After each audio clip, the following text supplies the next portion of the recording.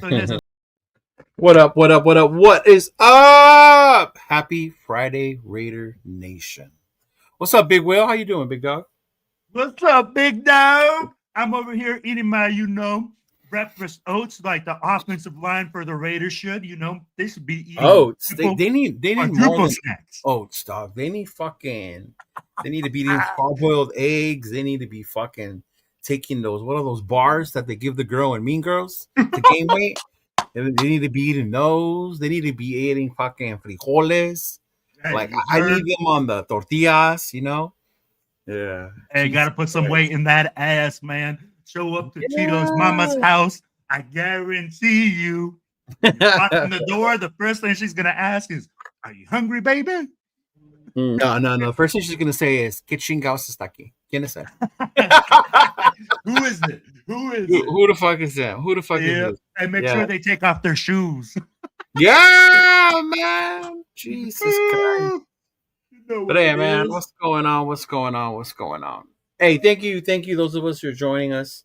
It's this new thing me and Will are doing Fridays, midday, like our midday check-in with the nation, see what's going on, shit like that. But hey, appreciate you coming through. We got to clean this up a little bit, dog. We got to create our own background. We got to create our own intro if we're gonna do this every week, homie. Yeah. I thought the background was supposed to be the thumbnail. It was, but we haven't done it. We haven't done it. We didn't do it last Friday because it was the day after Thanksgiving, right? Yeah. Yeah, I could do that right now real quick. No problem. But yeah. It's just oh man, ChatGPT's got a bunch of stuff up here now. I don't even want to look at it. Yeah. Uh-huh. Yeah, but I'll make another one. And then we'll add it on here. But for the meanwhile, thank you everyone for tuning in. What's going on? I can't cut my workday short to hang with the fellas. What's going on, brother? I appreciate you coming through. Luck. Jack, what's going on? What up, Raider Nation? Shout out to Raider Travis. What's going on, big dog? Thank God it's fucking Friday. Thank God. Baby. What up, ladies? Hey, Jeff, I hope we don't cut into your JT the Brick Show's time because I know this is around the time you like to tune into his show. So I appreciate you. Make sure you listen to him. And yeah. But no. Wow. So and it's funny. I'm glad I brought it up right now because he had an interview with Pete Carroll. And I don't know if you know, Will, because I don't know how in tune you are with the YouTube or the social media side. You're more with the club side of the things. Mm-hmm. But there's a couple of social media YouTubers out there upset with the Raider Nations, with the Raiders media personnel, that we're not asking the right questions. Yeah. That we need to be tougher on these guys. That it's a bunch of setups. Even in Twitter. This one dude going after certain people like you guys are asking the wrong questions and honestly I think it's funny because what are you supposed to ask? Are you supposed to wait for Pete Carroll to get up there on the podium and be like, "Hey Pete, what'd you think about this weekend?" Then he does his whole little spiel, right? And then everyone knows the offensive line is the problem. But what do you want him to ask? "Hey bro, when the fuck are you gonna fire your son?" Is that that's basically what people are asking for, right? And that's the interesting thing. Mm-hmm. I'm like, I actually was on X, and I responded to Q. Somebody had said, "Hey, why do you saw his post?" Yeah. I saw Q's post and I responded, yeah. And Q actually responded to mine. And I said, "Look, dude, I understand." Careful, don't fuck with Q. That's my boy. No, I understand. I'm like, no, and I support the position of saying, hey, first of all, everybody as a fan thinks that these guys are just going to go up there and be like, "When are you going to fire your son?" Right. You can't ask it like that. They go around and saying, hey, the issues that the team has had. What do you see here? And that's how they start going around. You can't just directly ask a coach and say, "Hey, why haven't you fired this guy?" Mm-hmm. Like, why not? Well, and I mean, like, does it really? No, I know why, but I want you to share why they don't do that. Yeah. First of all, I'm like, as a coach, I would be pissed if you ask me that. That's an internal question. If I fire somebody and I'm going to handle some shit, and I'm going to speak as a coach's perspective, we're handling that shit in house. We ain't no bitches. Right. We ain't no snitches. We don't go out there talking no shit and being like, oh yeah, no, we're gonna handle our shit in house. And then guess what? Then you're gonna know. But when it comes to hiring and firing, it's such a sensitive thing, and it affects so many people in their lives that you have to know how to address it. You have to know how to, like, and especially when it's a sensitive subject like you're saying. And I've come out multiple times, bro, and I'm saying it. Brendan Carroll needs to be fired. Right. And if he was my son, you would fire him. I would, because I am a tough dad. Because I'm about my son being a man and going out there and doing man shit and handling it. But right. Brendan Carroll's livelihood is at the stake. He got grandkids, he got all this thing. Not only that, but someone's future also. You think about it, if this is your first chance and you have the nation's a very passionate fan base, right? Very passionate. Look at how we ran Chip Kelly out of here. Numerous people we ran out of here. Josh McDaniels. And now you're going to include a coach's son that we're fucking yelling to get out of here, right? Yeah. And I get what you're saying. Like, that's he has no future in the NFL if he gets fired like this. It's going to go back to college and he's going to have to work his way back, which is fine, which is probably what he needs to do. But I think the thing that I find funny is that whole thing about, I guess, having opinions when it comes to beat writers. And my point with this was having an opinion as fans like us who watch and tune into these shows. So I won't include Jeff. He can say his part. I was watching an interview with JT and with Pete Carroll. And he was basically praising the 2 drives that we had the whole game, making it seem like it was a huge improvement. In my mind, I get it. You want to focus on what's positive. We had 2 drives, less than 200 yards offense. What was positive about it, bro? We're focusing on the mediocre now. Al Davis said, just win, baby, not just be mediocre. And I think that's what. But because we said that, the next morning on his show, he went off about fans being negative, right? And I'm going to tell you something right now. You're going to laugh when I say that, and you don't have to answer as deep as you want to. In his show, he said, do you think Gorilla or Mark Jones ever talk bad about the Raiders? And I'm like, bro, you must not know the fan base. That's part of being a fucking fan. We're going to talk shit about our team. We're going to be negative because that's how much we want to start winning. It doesn't make it bad. But for you to get upset just because we question it or don't want to accept this bullshit about like, oh, we had 2 drives, we should be happy. I said it on my last shows on Monday, Tuesday, and Wednesday. I didn't see much improvement, dog. All right. But I mean, what do you think? I love this, bro. I love this aspect because I have such a heart. And 805, I think, would be in the same thing. I love 805, by the way. I actually watch him on YouTube more because I love the whole coach's aspect, right? And I love the way he talks about it. So I'm going to give you the coaching aspect. Jimmy G got run out of here. Go ahead.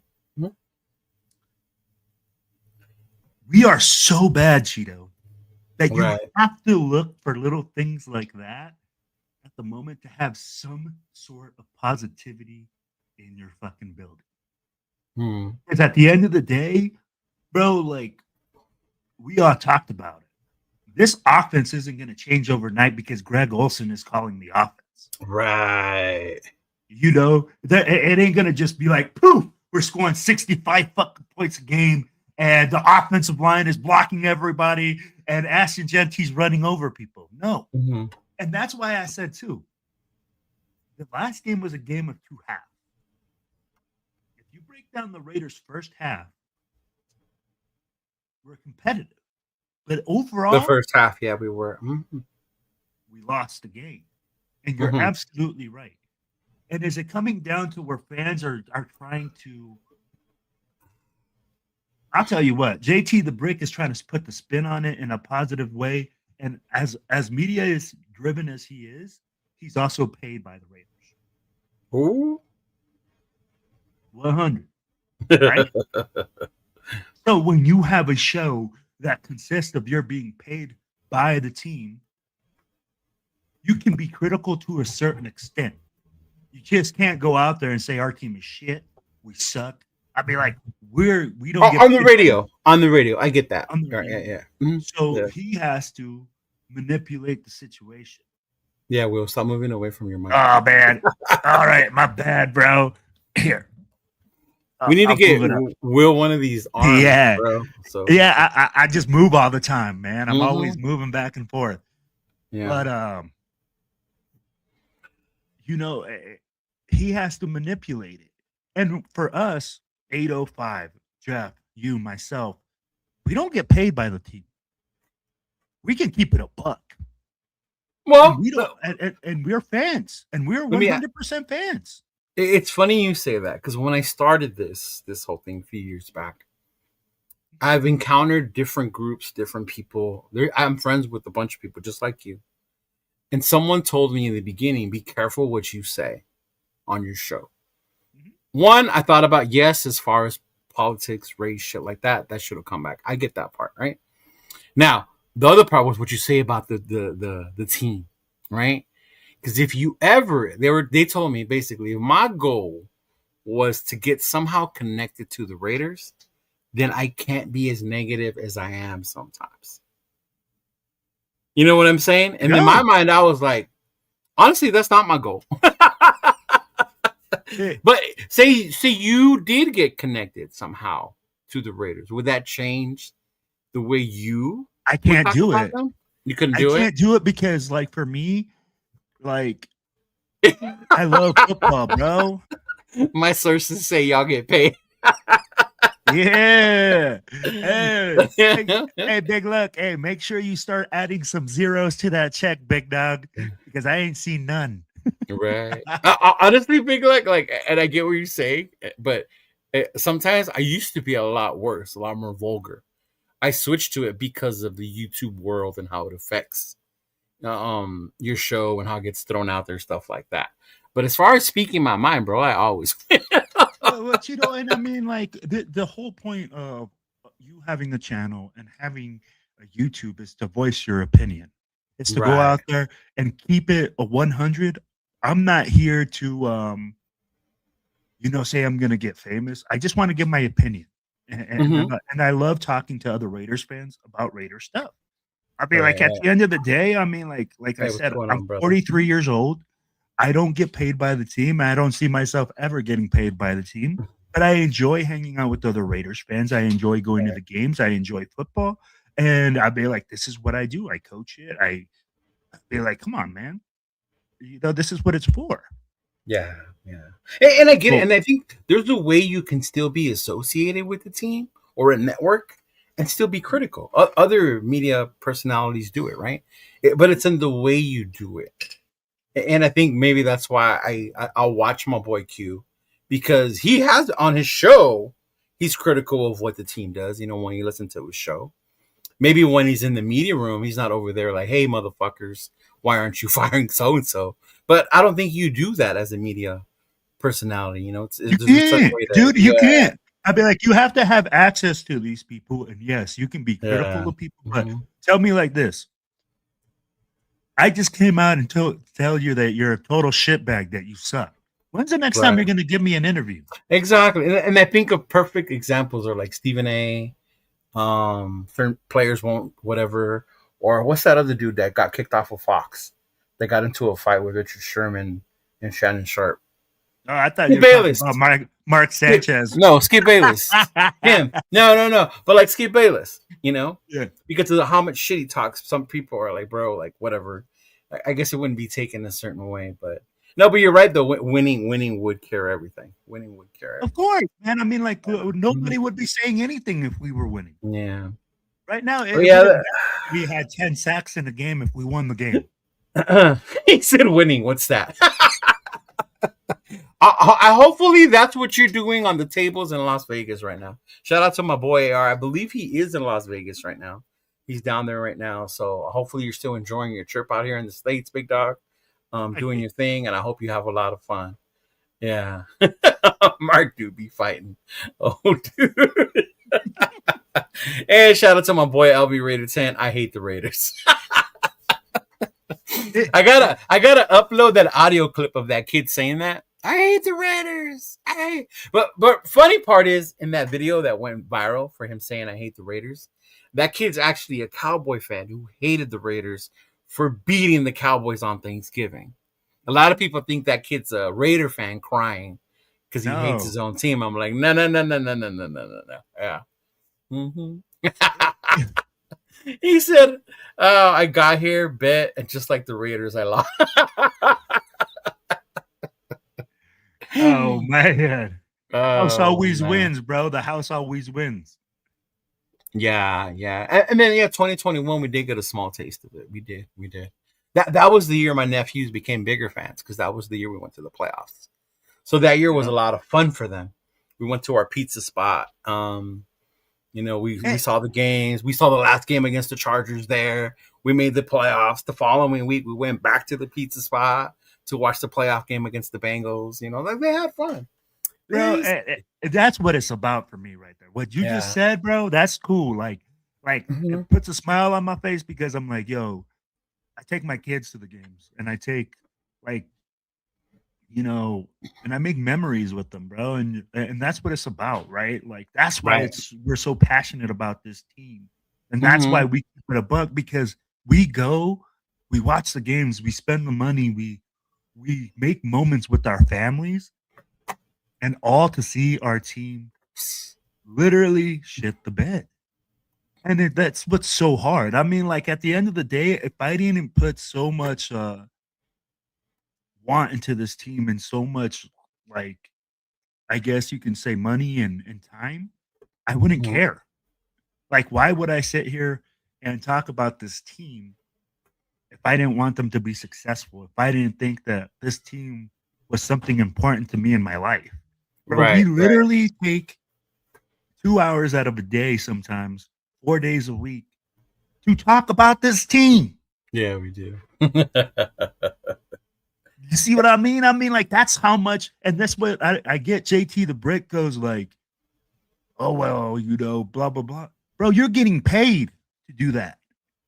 We don't get paid. We literally take 2 hours out of our day sometimes. And I know that you and Jeff and other guys are always grabbing up clips and looking at other people's stuff to like be like, hey man, like stay caught up in the news. Yeah. I'm like it's a totally different aspect.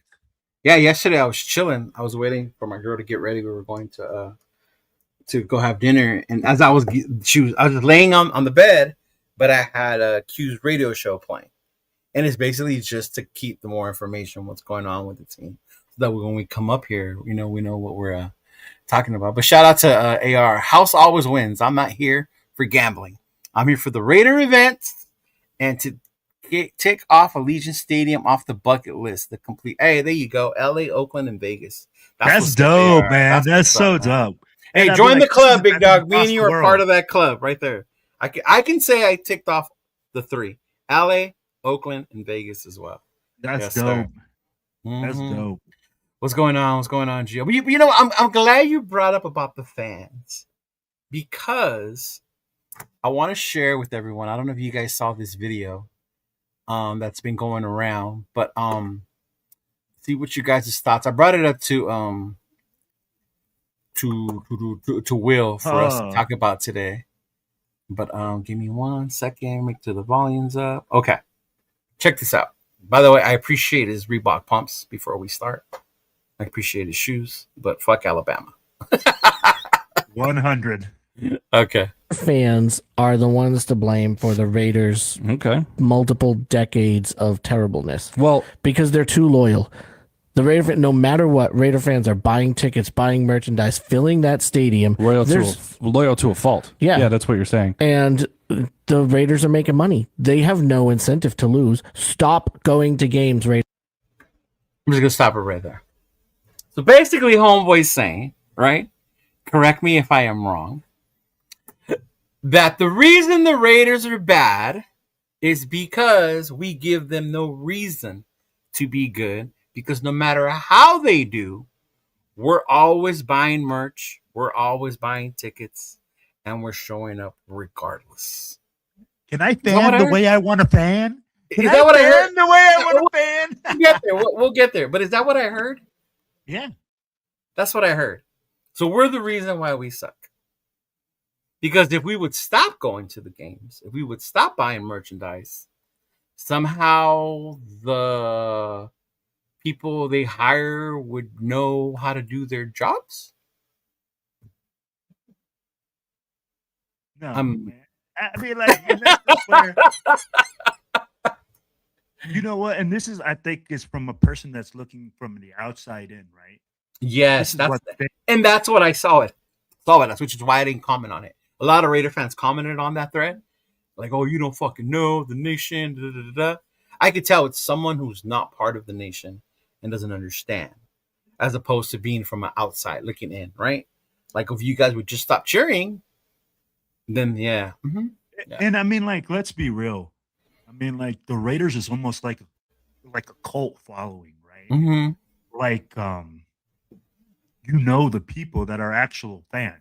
Like, you know, the people that go and spend their money and go to these games and are there. And then you literally go like, who's that new person? Right. I'd be like, it's weird, man. I mean, like, but wait. But why would you say, who's that new person? No, it's like, weird. Hey, welcome. Why is it weird? No, it's not that you're not welcoming, but you notice that it's somebody that's new and that, like, hey, whoa, like, we have a new fan that showed up. Oh, okay. In a positive way. Yes, I'm not saying it in a negative way, like, oh, who's that? And we're gonna go check them. No, dude. Like, okay. Well, I'm saying like, well, like you're like, hey, like, who is? I'd be like, yo, like, oh my gosh, there's other people that travel for this team and like spend their money like me to come watch us lose. Right. I'd be like, bro, when I would show up in Boston and I'm like, oh shit, that's Mike. Oh, there's Marlene. Oh, there's Jay Jackson. And, you know, you kind of see the same people when you travel. Yeah. And that's where I'm like, I'm telling you, because and I've traveled quite a bit with this team. And that's what I enjoy do is traveling and seeing other stadiums and stuff like that. Here you go. Shout out to the super chat. Here you go. Split it with Will. Hey, I said zeros, bro. I said zeros. That's $1.99. At least make it $2, bro. Come on, man. Right. But so far, let's see what the Real Dixon says. They're gonna make money regardless, which is a good point. Yeah. If you know anything about the NFL, is a revenue sharing. They share revenue with each other. Cheeto. So that's the stadium is full with the other team's fans. Raider Travis, fuck yeah, I'm loyal. True. And he might be the first Australian to do it. That's true. 100%. Wait, so once again, we're wrong as a fan base. Some people are boycotting merchandise tickets though. Now they are. Yeah. But I mean, like at the same time, it doesn't matter. I'd be like, Tito, like I just said. Well, Las Vegas is a destination city. It is. People want to go there and they want to like spend their money. They do and they don't. It depends on the team. Cleveland game, empty seats everywhere.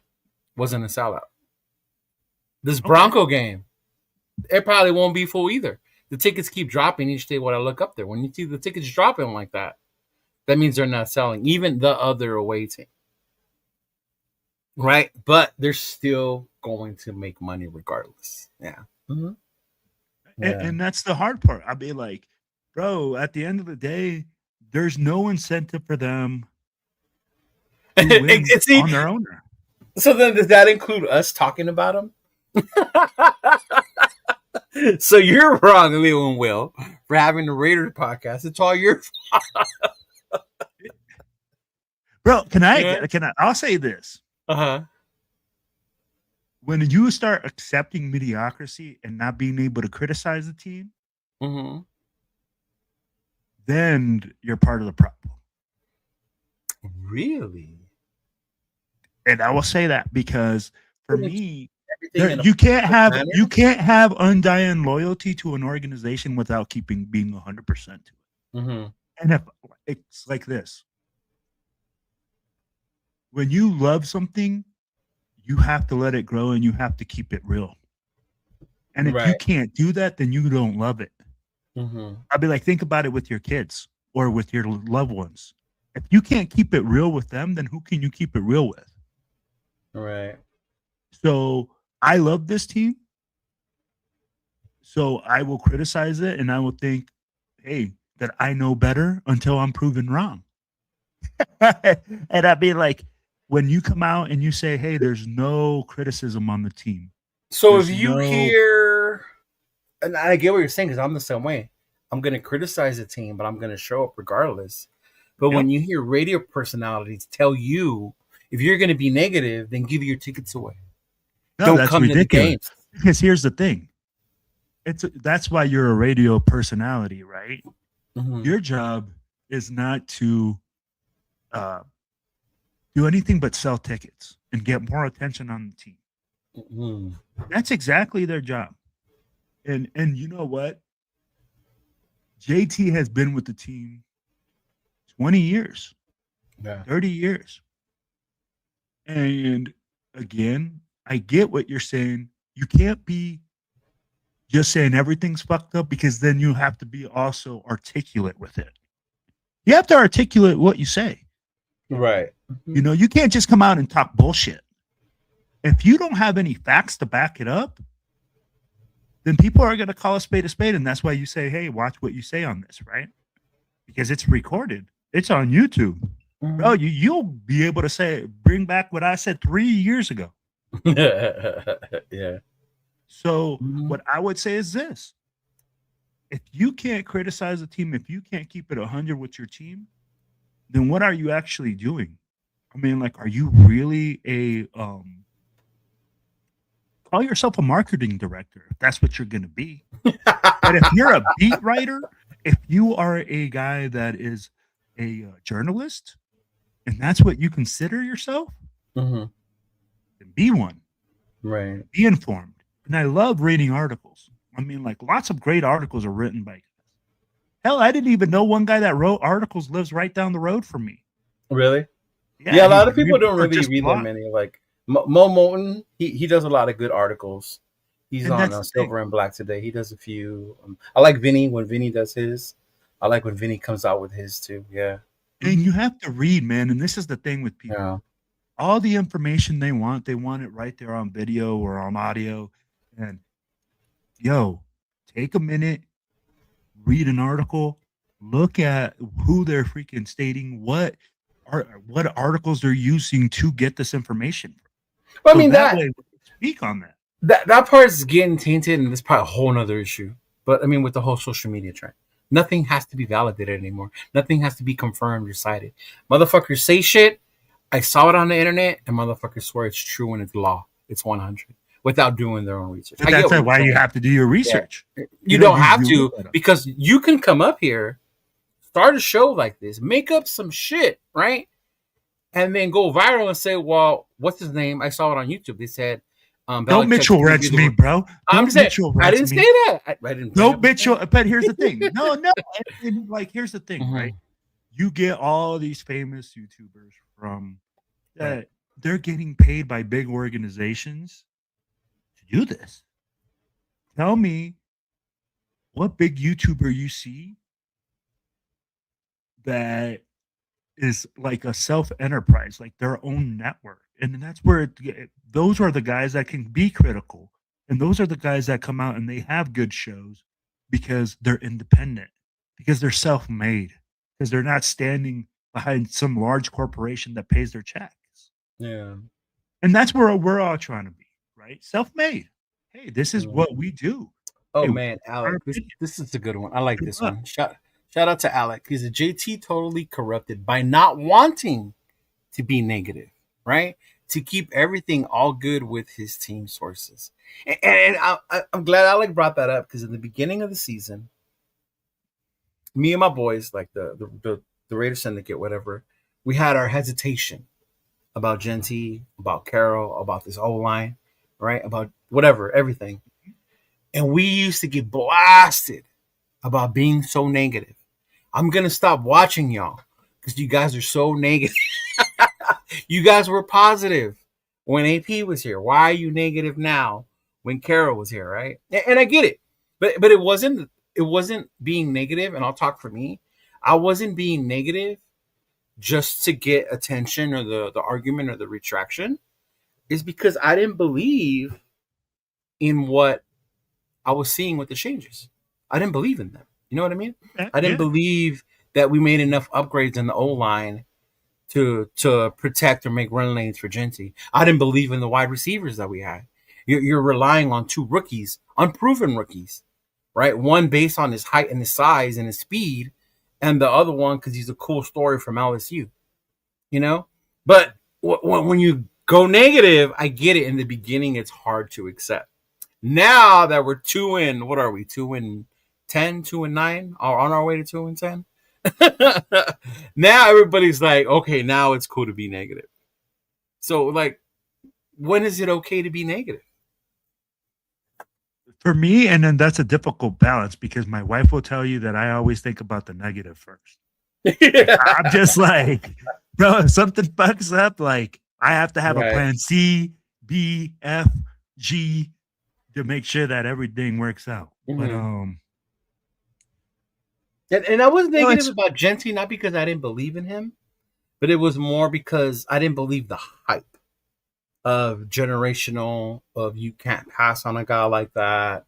He doesn't need that good of a line, and it was stuff like that. One, because I'm a diehard. I love college football. Shador. I love college football, right? Shador. But even with Shador, if you take his dad and his personality aside, what he did at Jackson State and Colorado, he put up numbers. He took a Big 12 losing team and gave them a winning record that they haven't had in years. But people won't look at that because all they see is Shador. Look at him. Look at how he talks. Look at how he dresses. You know what I mean? Right at Travis Hunter. Mm-hmm. But even with them, so you tell me with one player you can change things? We have Brock. Oh, no. So not at the pro level, but at the college level, Travis Hunter was, Travis Hunter was a game changer, bro. Right. That Vato played all game long. Yeah. In the NFL, he did it for but even 4 weeks, and then he got tweaked. Mm-hmm. But even then, it was like that thing. We could do a whole nother show on what happened with Shador. That's different. But what I'm talking about, just the fact of being negative, and then you get called or labeled a certain way because you were negative, and then now it's like you don't always have to be positive, bro. We know we suck. Here's the thing, man. At the beginning of the season, the Raiders do this thing, right, where you get all this hope, and you get on the roller coaster, and you're like, tick, tick, tick, on the way up, and people are like, "Yay! We drafted this guy, and we got Pete Carroll, we got Chip Kelly, woo!" And you get enamored with all these names and all this potential. Then the season starts, right? And we crash and burn. The people at the beginning want to believe the hype and they want to believe it all the way through, which is okay. But then there's some people that are football fans and there's some people that are just fans. And you keeping it a buck, coming out and saying, hey, you know what? Chip Kelly doesn't mesh with Pete Carroll. Is that being critical or is that being honest? Well, we're saying that now. No, I'll be like, no. I'll be like, you think about it at the beginning of the season. Who said that in the beginning of the season? A lot of people. Woo. Man, I'm going to have to look it up. But if it's a lot, a name should come up pretty quickly. No. You're right. Not a lot. I know one a lot in my world, but I know one person in particular, Chris, protect the show, from the beginning. Did not like Chip Kelly. He remembered what Chip Kelly did in his NFL. He saw what he did in college, and he didn't believe it was going to work here. But from what I remember, not everyone, not a lot of people were questioning it. Correct. And you know what? I'm not going to say that it was a lot of people. There was a lot of people within a small circle, okay, which is like people that I know personally, that they had their questions about the gun. They had their questions about, hey, the personnel things with Chip Kelly having the best players in college. How is it going to transfer over? Heck, I think I even questioned some of it. Right. I said, hey, if they figure it out, great things. A lot of people were enamored with the running numbers out of Ohio State. I remember Will Howard throwing ducks. They didn't need a quarterback in Ohio State. Right. They had the two running backs. And people were like, and amazing wide receivers. And do you guys, and then the thing is, everybody seemed to forget what had happened in his first regime. Yeah. How the Eagles were like high flying for a while and then nothing. And then he had to go back to college. I mean, and I get that. Like, I mean, you can't fault someone's first time and think they're not good. No. Pete Carroll fucked up his first time around. And then he went to USC, got that going. I don't disagree with you. So, yeah. But I mean, like, and you do have to, but you have to look at all these things. The thing is that everybody lives off. That's easy to say now. My thing was in the beginning, nobody was saying that. And then we go back to the social media bullshit. The minute Kelly's gone, then these reports come out about Kelly not giving the thing, right? This is a fucking media spin, bro. That's you what know I'm this, saying. and I know this, and this is why we talked about it. Yeah. You know when people are lying to you. Yeah. You know when people are going out. Yeah, he does have a dictator personality. It looks like. Oh, bro, he rubbed a lot of players the wrong when way. he rubbed me the wrong way was when Jackson Powers Johnson came back, and he played his first game, and he had a great game, right? And we were all talking about what a good game he had. And then the media, the people in the room, asked him about Jackson and the game he had. And Chip was like, "Don't let Jackson hear you say that. His head's already big enough." You know? And I was like, damn, like, you can't even praise your own boy, JPJ, for coming. And it's like, at that point, I was like, oh, that's that old Chip fucking mentality, bro. Like, you still the same, motherfucker. Like, here's the thing. No. Chip thinks that, like, in Chip's persona, bro, like, he's rubbed people the wrong way at every stop. At UCLA, he rubbed people the wrong way. In Philly, he rubbed people the wrong way. So tell me, why would you bring that into your locker room for knowing that this guy doesn't have a type A personality? You know, he has a type B or a type C. That doesn't mesh in your locker room. Yeah. Yeah, and again, this is where I go back to saying at the beginning, or what I said, last show or at the beginning of last show. Bro, this was just dysfunctional as fuck. We hired an offensive coordinator without talking to the head coach. The head coach has a different vision from the GM.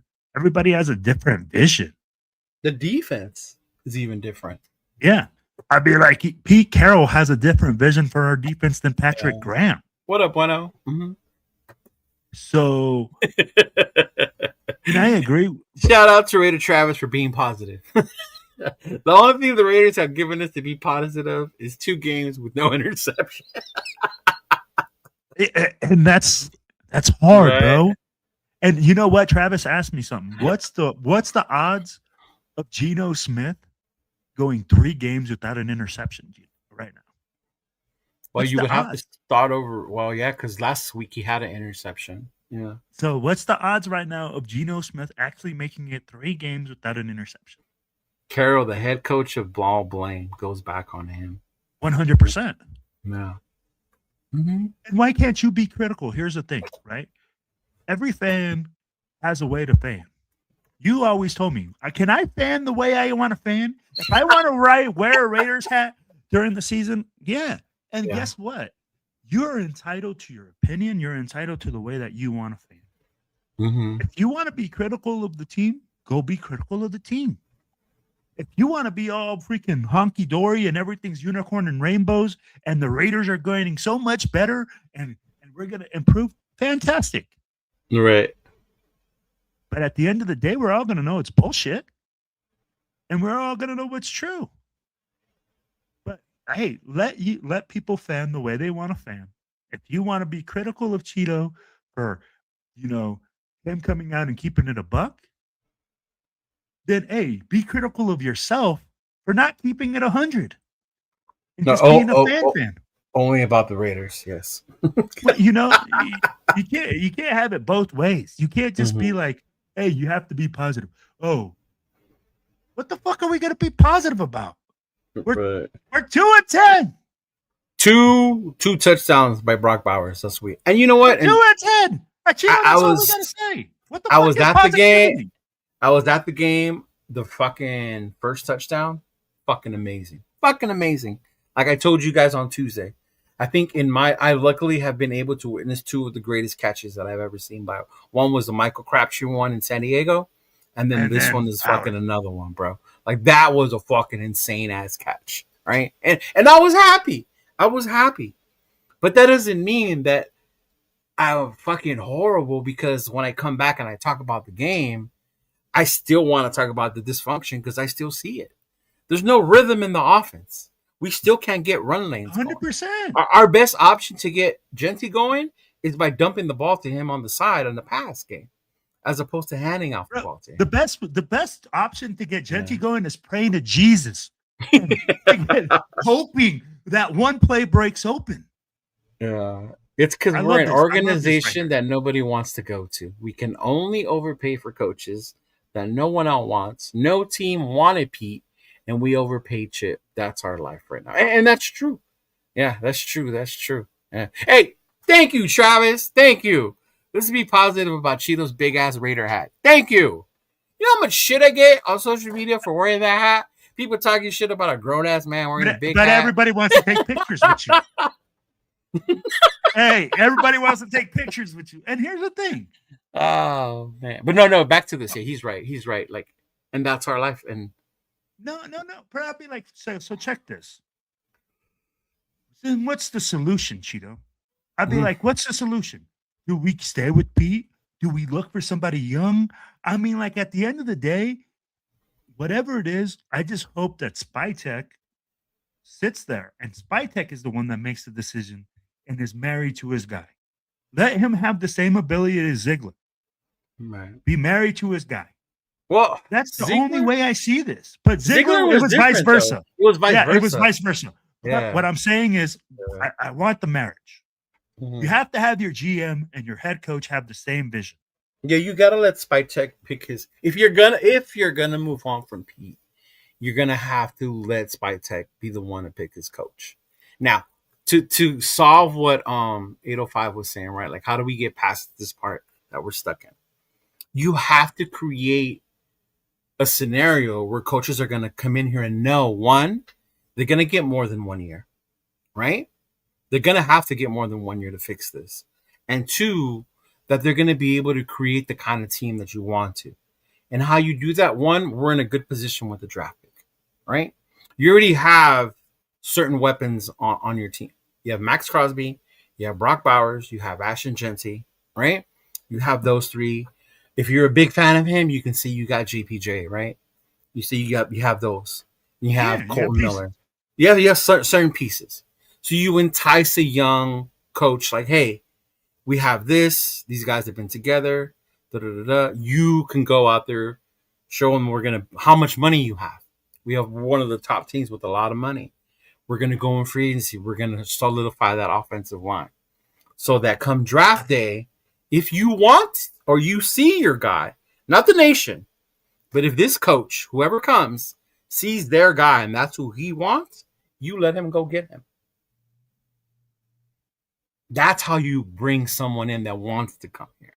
But if you just have shit, let me get shit from here, shit from here, shit from here, and hey, dude, can you make this work? You ain't gonna get no one, man. We're gonna get another Pete Carroll.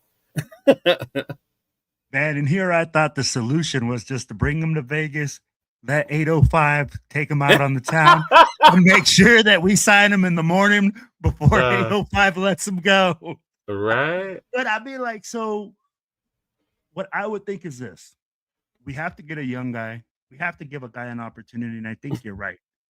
But how do we guarantee that their job will be safe for the change? You have to, and that's the thing. And I think Mark has done a good job of ignoring the fans to a certain extent, because the fans are going to be the fans regardless. Like he said, we're loyal to a fault. If you have 2 bad games, we want you out of here. And that's not fair.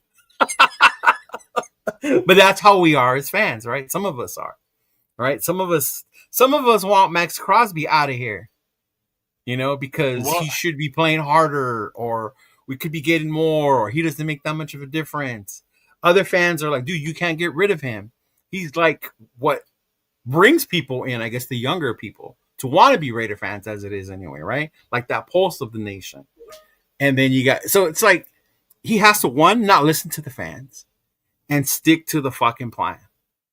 Listen to Spytek, listen to whoever's running it, man. And give them time. You really do. So let me ask you this. Do you give Pete, now that you have this banner up, give Pete more time? And that's where you can't ask me because I'm biased. I don't You're like already him on the anyway. no train? I didn't like him from the get-go. He's a USC guy. I don't like him from the get-go. I didn't like him from the get-go. Mm-hmm. I was forced to like him because he's now my Raider coach. I am and I'm not because I'm tired of fucking firing coaches. Lincoln Kennedy said that. Yeah. I am tired of firing coaches. Yeah. I think what frustrates me, if we were going to be this bad, we should have just rocked with Antonio. We should have just rocked with him. We would have continued to have been bad. But hey, you know what? Maybe we add him more stuff. You let a guy, gave him more time. It shows, hey, we're not just going to get rid of you in a year. We gave him a chance. He didn't prove it. Now somebody. But now you're talking about 2 coaches back to back in a year? Who's going to want to come? Fuck, bro. And this is where I go back to what I said with AP. I always try to give a coach 18 games. That's right. Yeah. At least 18, or I mean, like it would be a season and a half. Sorry, 24 games. To see what they can do with the program. And that's what I wanted for AP. And it was tough, right? Because we're losing. And right now, I ask myself, do we give Pete another at least half season to see what's there? To see some sort of resemblance of unity and freaking some sort of just stability. Because to fire another coach, that shows so much more instability, right? Bro, but I have to see something at the end. I think the hard part is because everyone knows what the obvious problem is in an offensive line. And I get it. Even 805 said it. You're putting together an offensive line with players or pieces that wouldn't even be backups on another team. 100%. Right? Some of these guys wouldn't even be backups on another team. And you're trying to piece together a starting 5, bro. The crazy part would be, though, like, his son. If he was to get rid of his son, maybe the nation would be like, okay, cool. You saw the problem. You're willing to improve on that. You're willing to bring somebody else in that's going to know what they're doing when it comes to that, right? And yeah, but I don't know. It's hard because I don't want to keep firing coaches, man. I don't. So I'll ask you the same question that I heard earlier today. If you bring back Pete, do you make it conditional upon him changing Brennan on the offensive line? But then that goes back to what you're saying about when you bring your guys, you have to let them do things. At that point, you're telling him what to do. You're not letting them coach the way they want to. But here's the thing. Uh-huh. Yeah, here's the thing. Take a drink. Every time 805 says, here's the thing. He's rubbing off on you. See, 805? You're rubbing off on people. Bro, and that's so funny that like you say it because I'm like, bro, literally, he's probably one of the few guys that I watch on YouTube because I don't watch YouTube. Like I even tell you, I'm like, who? Yeah, big and luck. Who's talking? So I actually watch his stuff. Wait. Paul says we have to be listening to you because we'll be wearing them 80s glasses. Trust in him, Paul, he can see everything. It's so that Paul, it's so that way, bro. During the game, when it gets real bad, I just take them up and I can't see anything. And I'm like, right. Mm-hmm. Hey, it's that bad. Which before you the thing with that, if we do stay with Pete, here's one reason why I will not be mad. Because we get this year's piece, from what I saw, Pete doesn't control who we draft. It's Spytek, right? Yep. He comes back. We have another shitty season, right? Now we have another top draft to add. And then now you're talking about, now we have this core of young guys who can start to mesh with some of our other guys who will be vets by then, you know? And But then then you're maybe we gonna can have- start clicking something by then. And I'm going to tell you like this. By then, you're really going to have the Jeffs of the world banging on the door that we need to trade Max Crosby. Someone earlier said at that point, Bowers could end up being our Herschel Walker. Yeah. Mm-hmm. I mean, Yeah. I'm tired of firing coaches, but what if we keep Pete? He keeps his son as online, destroying our young. That's what I'm saying. Like, if we keep him, bro, I can see Jackson Powers getting even more messed up. Like, I literally think they ruined this kid. That's again. That's why I say, and you said, Will, like that's. I know, Big Look. That's what I'm saying. That's only if I want another shitty season with, and that's not even looking forward to the games, dog. I'm just looking forward to the events at that point. Right? Like, I think, shout out to Mike, Raiders Against the World. He already sent out his post for next season, right? The four locations. Yeah, his four. He's already over there. It's Boston, New York, Glendale, and then what was the other one? Santa Clara. Santa Clara. Yeah. So Mike's ahead of us already. But I mean, yeah, bro. So with us firing, see, look, 3 years of Pete, 3 top 10 peaks. Nah, I don't see that either. So I'll tell you like this: 3 years would be a long. You have time. to keep Pete. You have to. You have to. You have to almost at this point because who you're going to bring in? Man. Who's going to come in and you really feel? I mean, there's coaches out there. There's young what coach coaches. do you think that can come in and change this program? LaFleur, Kubiak. Are they available right now? After the season, yeah. You think Pat LaFleur is going to be available for the Packers? You don't think they'll resign him? No, from the Rams. Oh, yeah, no, yeah. Off McVay's train. Mm-hmm. You're going Youngin from the Youngin. I'm going Youngin. If we're doing this, we're going Youngin. Someone who's going to be here more than 3 years, not fucking in the retirement home after 3 years. Okay, so you're going to look at Kubiak. You're going to look at Shula. You're going to look at the other guy. Dude, so I'd be willing to give Saleh another fucking chance. Robert Saleh to me is an amazing fucking coach. Okay, Robert Saleh. He just needs to figure out the offensive side of the ball. So you got those 4 guys that you're going to bring in. Okay? Mm-hmm. Out of those 4 guys, you have to get married to one, right? Mm-hmm. Spytek has to make his decision, and he makes his decision.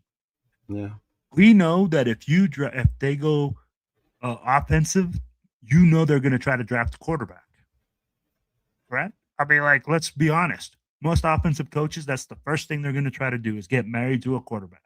And with that being said, I want people to remember something because everyone, every time we ask someone, how do you fix the team? It's get a quarterback, build the O-line. Free agency comes first, y'all. Free agency comes first. So we're all going to pray to the little Hulkamaniacs all over the world that in free agency, Spytek and company fix this O-line so that come draft day, then we can go get the fucking quarterback. But go ahead. Yeah. Mm-hmm. So we say, hey, you draft a quarterback, you draft some O-line. I'd be like, this team isn't even ready, Cheeto. What? For a quarterback. Oh, no. But if you upgrade the O-line, right? Yeah. How many O-linemen are you going to bring in, Cheeto? 4? 2 or 3. No, you don't need 4. You don't need 4. You need 3. You need at least 2, maybe 3, because you still have some that you drafted and you got the young guys as well. Okay, so your starting line would be JPJ. You're bringing back Colton Miller, and then so that would mean you have to fill the 2 guard spots and the right tackle spot. Well, in my scenario, you bring in Glaze from the right tackle back into guard, let him compete with the other guys. You signed the center out of Baltimore, right? And then there's another tackle out there that you can sign as a free agent. And where do you put JPJ? You put him at guard. You put him at guard, so you keep him at guard. You keep him at guard. With the solidified center from Baltimore. Woo! Yeah. And then who do you, so your center's gonna get max money, right? So your right tackle, who are you bringing in? You got to look at free agency. Who's going to want to come? Yeah. Well, I mean, like, Yeah. you haven't seen potential yet. Then That's you all. don't have a potential It's right there. Yeah. Mm-hmm. Yeah, but you're like looking at saying, "Hey, we got potential right tackle. You're gonna have to pay max money to, right?" Mm-hmm. Yeah. Okay, Which so is you fine. We address, have the money to do it. Yeah. but you address your offensive line. Okay, what happens to the other side of the ball? The other side of the ball. Corners, defensive line. You can add, and that's Linebackers. what I'm saying. Those you can build in the trenches in free agency. The other part you can draft. That's what the draft is for. That's where you develop players. You know, you look at what Snowden's doing on the opposite end of fucking Max, right? Yeah. What's going on with Pegues and Tonka? Let's see what they're like. You got Adam Butler there already. You know Adam Butler's there, right? Mm-hmm. Yeah. You look at the draft on the defensive side. Who's going to be there available? Gotcha. Yeah. Mm-hmm. But I'll be like, there's so many holes on this team. And I'm not saying you do that. We go to the Super Bowl next year. But you start to develop a rhythm, of course, something to build off of. Yeah. Mm-hmm. So you still need a wide receiver. You still need a wide receiver. You still need. We're so many pieces away, and that's the thing. It's so. But the main piece is that O-line and the quarterback, the trenches. That's the main. Yeah. Mm-hmm. The main piece.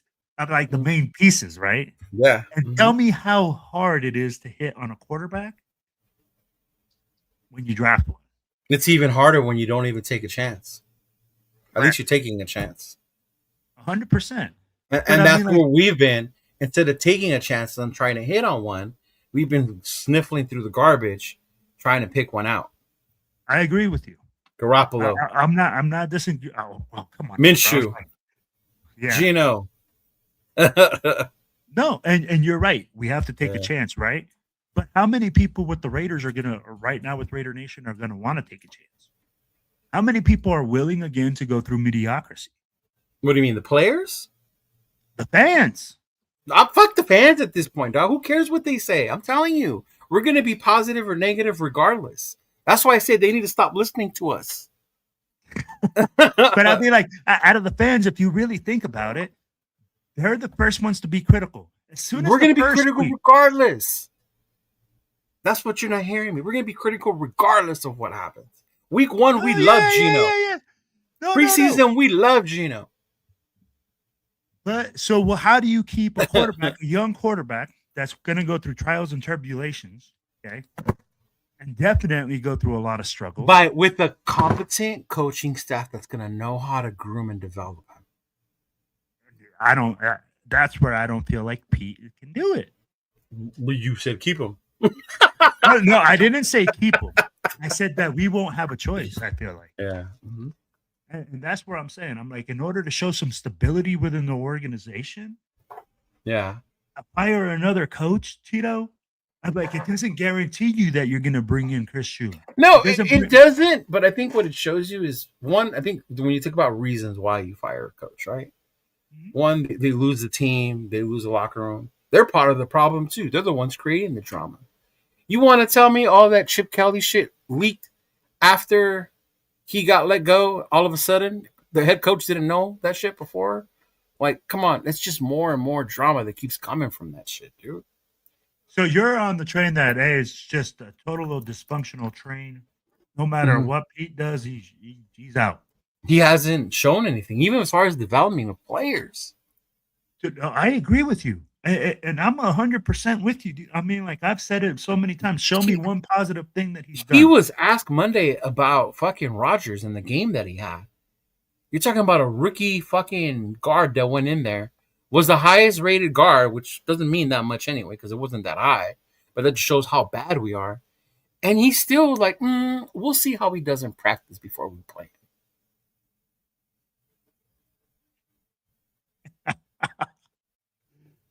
That right there, that's what gets me, right? I don't. What about your wide receivers? They're not quite ready yet. We haven't been ready for the whole season, Pete. When are we going to be ready? And that's the hard part.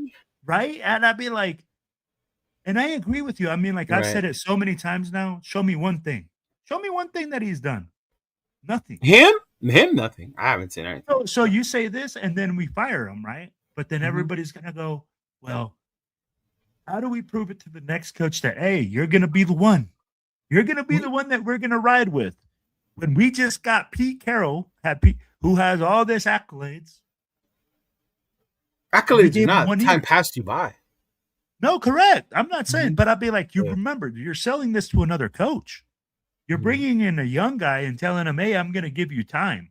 Yeah, but you just said that to the past two coaches. No, you don't know what they told Pete. Pete came in here without the same one. We weren't in a high draft position. Bro, right? they gave him 3 years. 3. And everybody kept saying with maybe 2 third-year option. Nobody expected him to be 3. Well, nobody thinks he's going to be alive. The offensive coordinator got more years than the head coach. What did that tell you? Because they thought that this guy was going to kick the can in year 3. He's going to be 77. You fell for the banana and the tailpipe because Pete Carroll was a facade to let you know, to give you hope that we were going to do something because of that man's accolades. When he wasn't going to do shit. He wasn't going to do shit with this fucking roster. I fell for him changing the play. I'm not going to lie. And he made the coach.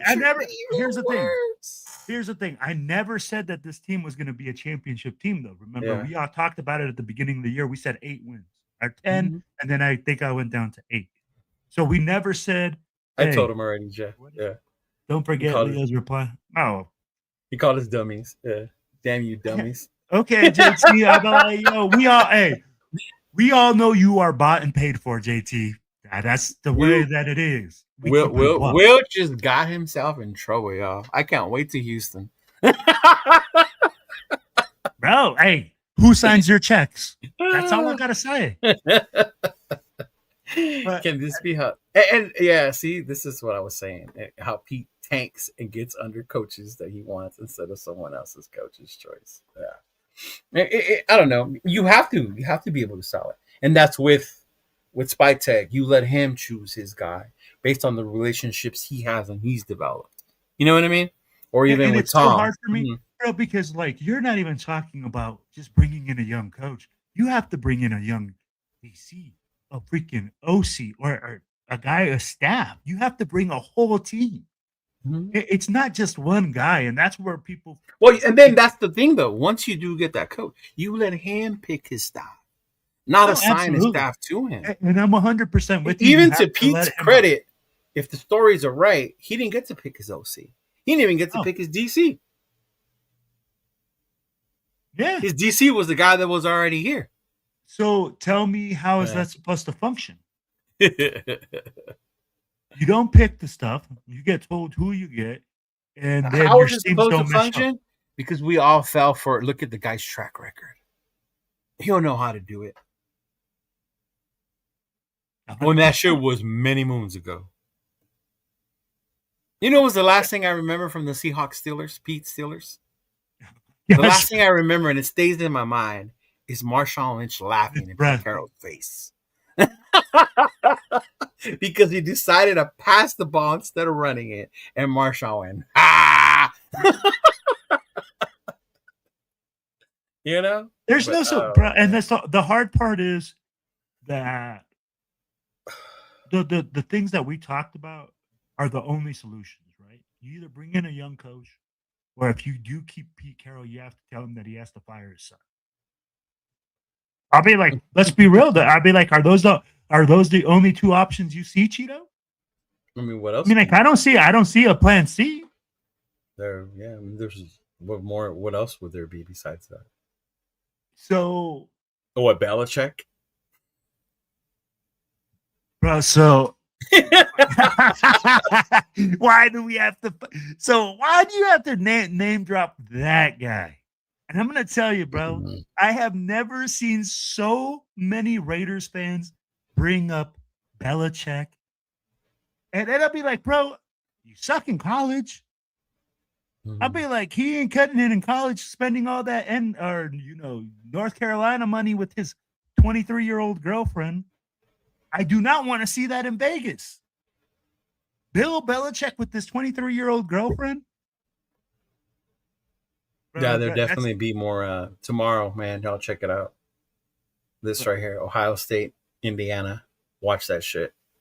Watch that shit. Watch Alabama versus Georgia. Watch that shit. Watch that shit. And then, of course, love me some Raider Will. Look at this. That two pays Will's checks right there, y'all. Look at that. Love me some Raider Will. No. Hey, send some more zeros, bro. Yeah. But hiring you assistant line coach. Yeah. Well, no, bro, you can't hire anything right now. I'll be like, at this point. I mean, right now you can't because the season you can't do it mid-season. It makes no point mid-season. Makes no point right now to bring any other coach to say this guy. They did the right thing by promoting Greg Olson to say, hey, just fucking manage the ship to the end and fucking just don't crash land us somewhere.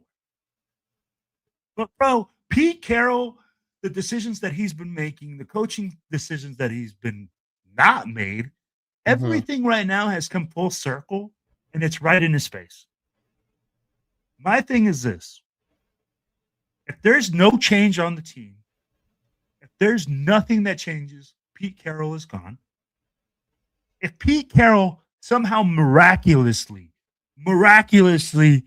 bro, this team starts showing a fucking pulse and they start showing something that they can do, then don't be amazed if you see them next year. Because it's the fatigue. It's the fatigue that you're saying, Cheeto, of firing coaches. Who do you see that happening against on our schedule? The Giants?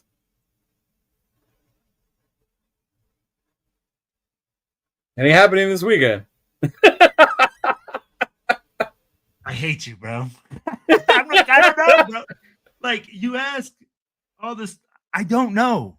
Yeah. But I would tell you, man, I mean, like, Pete Carroll has a lot of decisions to make. And I mean, like, this offseason will be another interesting offseason for the Raiders. So many ways to go, Cheeto. So many ways to go. So many options. Draft picks. Coaches. But again, bro, I feel like we're down. I feel like we're in the red. Or in the or whatever it is. Whatever the red or the black is, whatever the bad thing is in gambling, because I don't gamble. We're fucked right now. He said I don't gamble. I don't. Yeah. I'll be like, we have 3 blue chippers on this whole fucking squad. We have no coaches. I'll be like, 0. We can't tackle anyone. We can't block anyone. We don't do shit on special teams anymore. No. There's no fuck. Okay. I'll be like, JT can say whatever the fuck he wants to say about 2 damn drives in a damn game. But I don't give a damn. I'm telling you right now, bro, there ain't that damn thing good. We scored 7 points in the first half. Yes. 7. Oh. And then in the second half, on the first play, it looks like we can't tackle anybody. Lonnie Johnson coming down from the top as a safety, missing a tackle in open space. I don't even know what that guy was doing half the game, bro. He looked lost. He looked like lost. Jack Jones. So this is where the total disconnect is between every single fucking coach, every single announcer. I don't give a shit what you're going to tell me about this. It is bad football. And we all know it, and it sucks. But at the end of the day, if you're a critical person, you care about this team, and it hurts you because you're a fan. I feel like Murph right now, bro. That's who I feel like. I feel offended that this motherfucker is going to come out and tell me that I can't be critical. When I'm the first person that walks in that door and makes and pays for my ticket and walks in that, takes my family, pays for all of them to go to watch it. Hey, if you're going to be negative, just give your ticket to another fan who's going to be positive. Well, then I don't see him giving his ticket away. Oh, man. Literally. Pete Carroll is talking right now. The chat there is slamming him. Oh, I can imagine. Yeah. And the thing is, people are so fed up with listening to Pete Carroll, bro. Yeah. They're so fed up with them coming out and saying, Oh, we're right there. Yeah. We're so much better this week. Where? Tito, you and I have talked about it on a weekly basis. Players are regressing. Yep. Players look like they should be playing JV in high school football. But hey, when you're seeing it from the basements where we are, apparently, we can't see the bright spot. Bro, and here's the thing. People want to say, oh, yeah. And I get what they're saying. Hey, we got to see the positivity. I'm a coach. You see the positivity. You see positive movements. But to say that the overall performance was outstanding because of 2 drives and seeing that your team had progressed for 2 drives. 2 drives the whole game. Yeah. This don't is even not get me what you pay for. I won't even get you started on the math that if we would have kicked the field goal here, the field goal there. You know what? Hey, that's the thing. Shout out to my boy Will Ferrell. Jags got rid of their whole staff besides special teams coach, and it worked out. And shout out, and this is what I mean by if you have a core of players and you bring in the right coach. Jacksonville was a dream place to go for a new head coach. They had their quarterback in Lawrence, regardless of how you feel at him, right? They had a good running game. They have a wide receiver. They have the coach. And you know what? To you, bro, you ask who wins, Jags or Colts. I hope the Jags win because shout out to Jacoby Myers. I hope he is successful over there. We did not deserve him. I hope he goes successful and he balls out for y'all over there, man. Mm-hmm. You got to get a real coach. Yeah. Liam Cohen was one of the coaches out there, man. Mm-hmm. And he was an offensive mind, and he came from Tampa Bay. Everybody thought and I guarantee you, here's the thing. This is the difficult part, Cheeto, where we don't know who do you blame in this? We just need more practice. This team will be ready by 2027. Hey, and that's Pete Carroll, bro. Pete Carroll still thinks we're at hey, ask him about our offensive line. We're still trying to find out how to put it together. Yeah. Mm-hmm. Do you remember that? Do you remember that he said we were going to figure it out throughout the season? We're still trying to figure it out. Mm-hmm. So when are we going to figure it out? When are we going to say, hey, this guy's the center? This guy's the right guard. Like Hummer said in 2027. And that's crazy. Why I keep saying about Pete. You ask me what's the problem. He's the problem. He's the fucking problem. There's so much instability. Yeah. And that's the thing. We ask for when stability. When players degress, it's coaching. It's development. Nothing 100%. To do. It's a degression. Right? Nothing 100%. About the scheme is too wild for them. Nothing about the fucking this is too much where they can't understand it. The way these guys are degressing, where they lack, you said it earlier, fundamental football skills. It's coaching. There's so much wrong with this coaching, but I don't understand. I'll be like Cheeto. Oh, well, you don't understand how it happened because of his track record? No, I don't understand how it's so bad. Because I'm going to tell you, there's a reason Seattle ran him out of fucking Seattle. 100%. 100%. There's a reason Seahawk fans were telling us, good luck with Pete when we got him.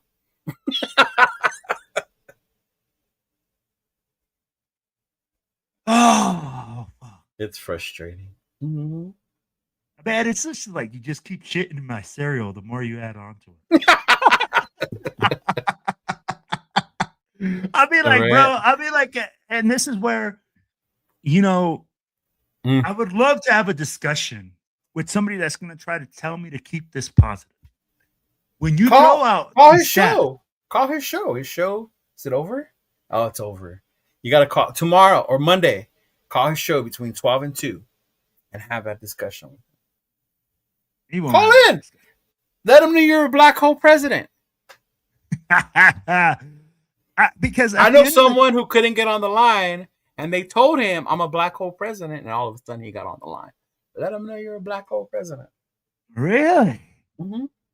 Wow. Who's fancy like that? I mean, you might get hung up on once you start being negative. We'll see, but no, here's my thing.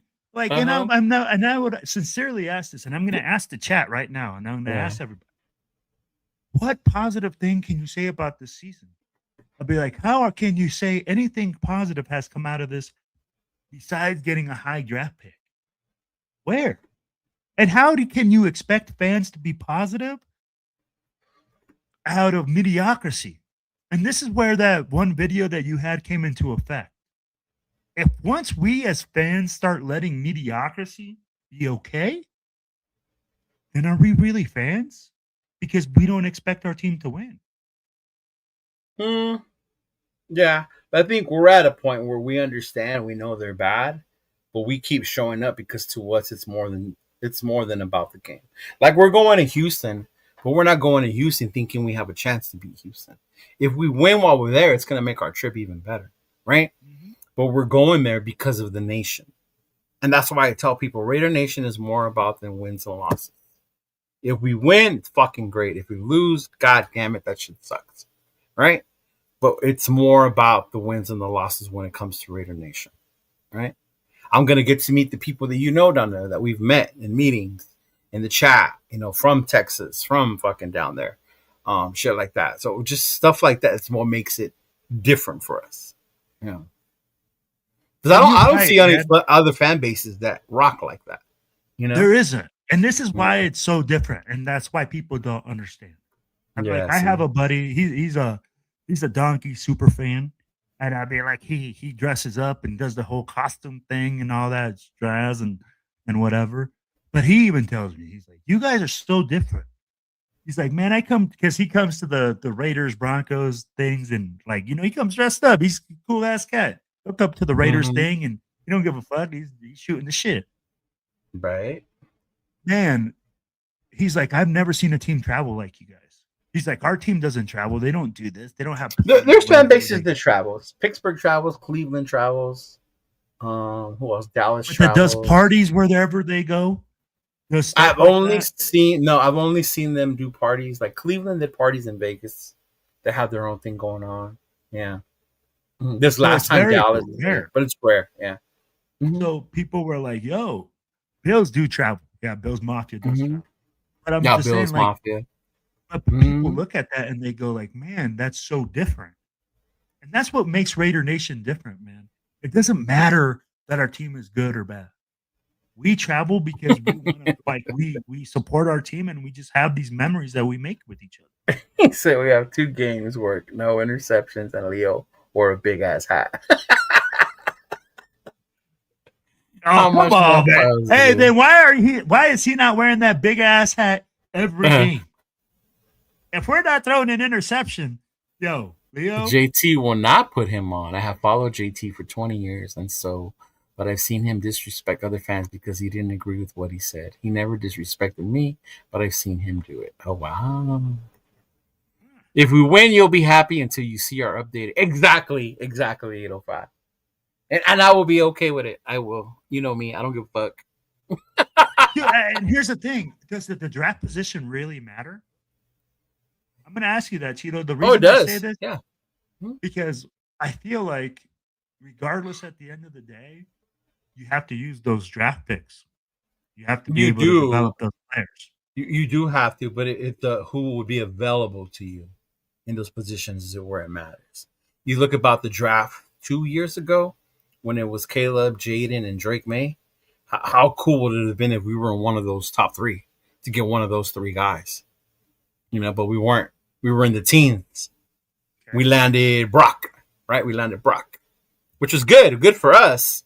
But at the same time, it's like the position does matter sometimes about who you can and cannot get. Houston, that year, they're the ones who traded, right? Fucking Carolina moved up to number 1 from Chicago. Houston was there. Houston saw that draft as, you know what? We're going to get Will Anderson, but we're going to also trade up and we're going to get our boy CJ Stroud. So they got 2 of the guys that they wanted to be part of their core now. Yeah. So, I mean, it does. One thing I also hear from you is that you have to know the players to draft. You do. You have to. Right? Guys. Yeah. But that's what I'm saying. Like, as much as people will say with the quarterbacks, you have to pick your guy. So Houston at that moment saw CJ and said, that's our guy. We don't care what the thing says, I think there were reports about him I forgot what the name of the exam is. 805 can probably remember, but he had a real low score, right? Which meant he was like a dummy or whatever. Yeah, right. On the Wonderlic. Yep. There you go. Some shit like that, right? Yeah. Just all this shit came out about why you shouldn't take CJ Stroud. Houston said, "Fuck all that. We're moving up. We're getting our guy." But then it can go the other way too. Carolina did the same thing. They moved up to number 1. Saw Bryce Young. That's our guy. So it just depends on who you want, and you have to take a chance with him, and that's who you're gonna fucking rock with. What I love is what you just said. I think for me, it depends more on your scouting than it does. It does, yeah. Right. I mean, those of us who watch college, we all have our preference based on who we watch, what we watch, who we scout. Rundown can give you a great fucking thing, right? So can 805. LV Raider 10. Nate loves college football, can break that shit down too, right? Other people are like, well, I just watch the big games. I watch the big games, so I see on prime time and I see who's on there, which is fine. But that's when you see them. Bryce Young, the shrimp. Yeah, exactly. The height. Yeah. Mm-hmm. And I get that. So that's where I go, like, for me, I think it's more important that we have the people in place in order to evaluate these players and make the right draft pick, because I'm so tired of seeing the Raiders go number 4, Cleveland Farrell.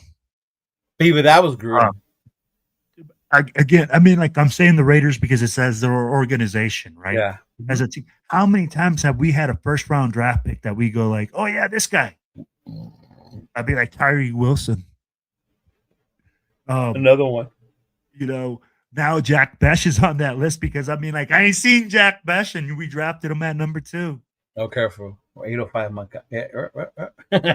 In the second round, and he's again, we haven't utilized. I'm not saying that he's not a good player, but we haven't utilized or developed him. Mm-hmm. So that's another thing. We waste players in the first round pick. And it didn't matter whether we drafted high or low.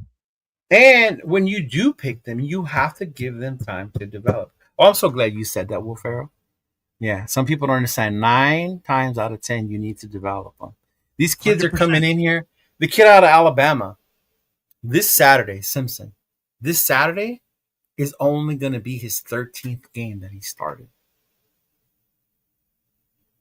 13th game. Right? Yeah, people want to say you have to take him at 1 because he's an automatic starter. You're telling me a kid who's only played in 13 games? If you're not careful, you can ruin that kid. Right? Mendoza played over here, right? And then he fucking went over to Indiana. Has more games. I think like 20-something games, right? So these kids play a different amount of games. Anthony Richardson had all the physical abilities, man. But this kid had only played 1 season at quarterback at Florida. Yeah. And Indianapolis did him dirty by just throwing him out there. And do your thing with your ability without fucking grooming and coaching this kid. Yeah. So I'm going to ask you this. Do you think if we were to draft a quarterback at 1, that we're patient enough? Hey, be quiet. It depends who it is. The one that's NFL ready is Moore and Mendoza, I think, are more of the NFL ready ones. Yeah. Mm-hmm. Don't get me started with Jack. Yeah. We watched the draft together. Oh man. So let me ask you this, Cheeto. We talk about positivity. We talk about this team. We talk about, a lot of different things. What is your hope for the future? And what do you see this team doing in the offseason? Because I'm not going to go as far as saying the draft, not even free agency, because I have no idea who they'll re-sign, anything like that. I want you to tell me for the end of the season, what do you see? What are you thinking? And like, what do I expect to see from the team? Yeah, or what do I want to see? Both. What I expect to see from the team is the same old shit, different week. Him putting the rookies out there sparingly, right? Then being asked why. Oh, I'm just giving them a chance. They're not ready yet. We went with this guy because we thought he had a better week of practice than this guy, right?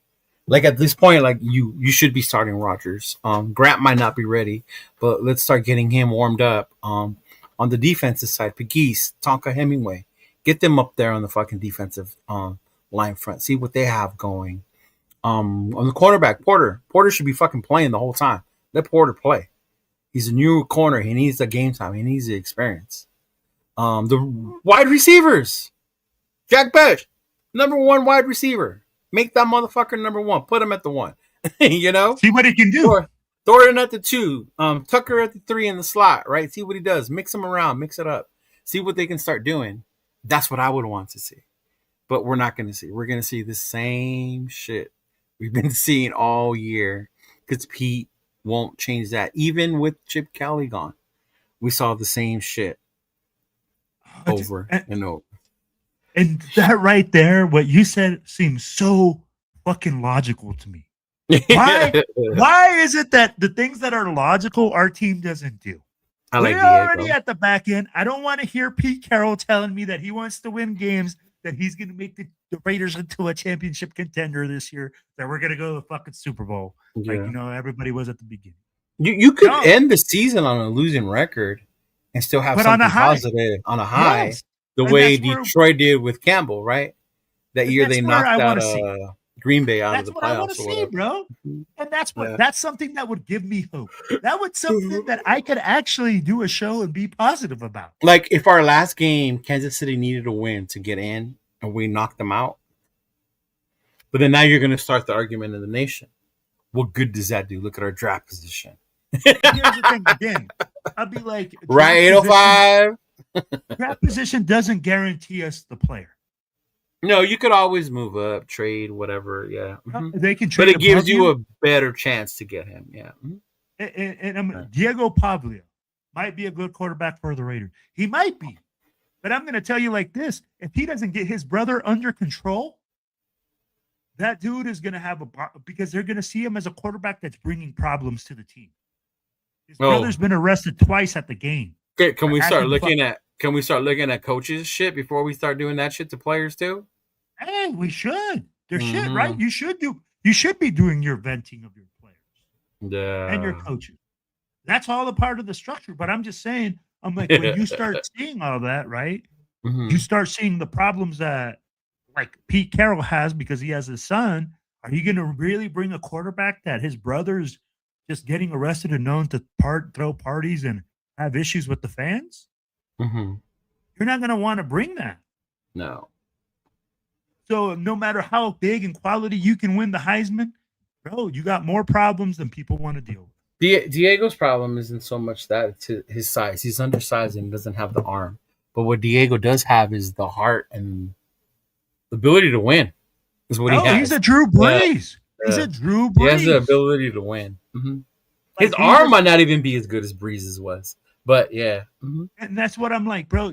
There's factors that he has that you can't attain. If we could only have Sweet Feet Mumford back on this roster. The true number 1 wide receiver talent. Oh my gosh. There you go. See, fuck the draft. Beat Kansas City. Yeah. Brothers grown. Like, exactly, Big Luck. Yeah. Yeah. So I'll be like, and that's the thing, right? You have to play to win this game, Cheeto. I'll be like, if you go out there and you tell your team, hey, let's not win because we got to get better draft position, then why the fuck are those guys playing? I think Pete fucked it up the second he said Kansas City wasn't a rival. I think Pete fucked it up once he said we're going to win and we're going to win a lot. Oh, yeah, that part, yeah.